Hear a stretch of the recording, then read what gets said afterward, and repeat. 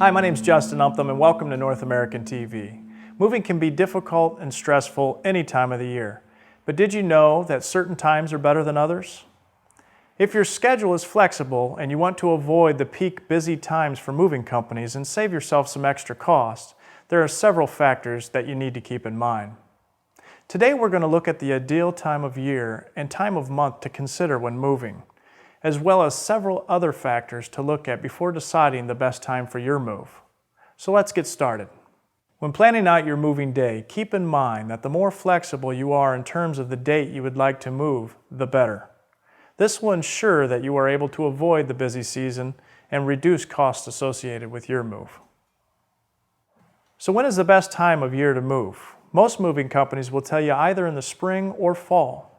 This is a time that movers are usually less busy and will most likely be able to offer you a better rate on your move. Moving companies are often the busiest from June through September, when the children are not in school. But if you want to avoid extra stress, it's best to forget about June through September and instead focus on the spring and fall time. Now that you know the best times of the year to move, let's talk about the best times of the month. Deciding to move at the beginning of the month is usually your best option. Moving companies are busiest mid-month and at the end of the month. Also keep in mind that moving on the weekends usually will cost you more than moving during the week.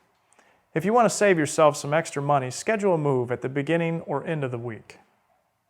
While time of year and time of month are important considerations to keep in mind, it's also crucial to look at other factors as well. If you have children who are currently enrolled in school, it may be easier on them if you schedule your move through the summertime or over a holiday. Although this is the busier time for moving companies, it may reduce the stress on your children. Besides considering children, you should also think about your employment. If moving for work, you may have no say when it comes to the date and time. Be sure to coordinate with your employer to find the best option for both of you.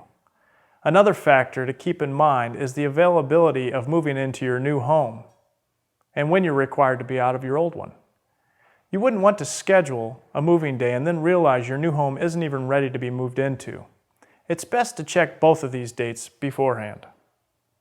Now that you know the moving factors to keep in mind, let's talk about how far in advance you should schedule your move. Selecting a moving company should be done as far in advance as possible. Once you compile a list of the top 3 moving companies, call each of them and receive in-home estimates and choose which one you think is best for your move.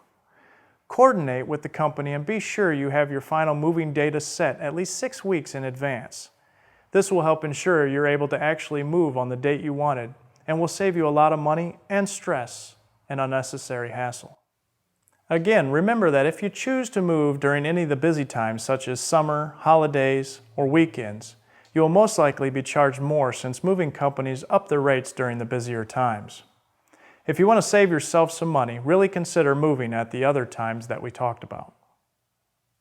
So now that you understand the best times to schedule your move, start calling companies and schedule your move today. Thanks for watching. With North American TV, I'm Justin Umtham, wishing you a safe and easy move.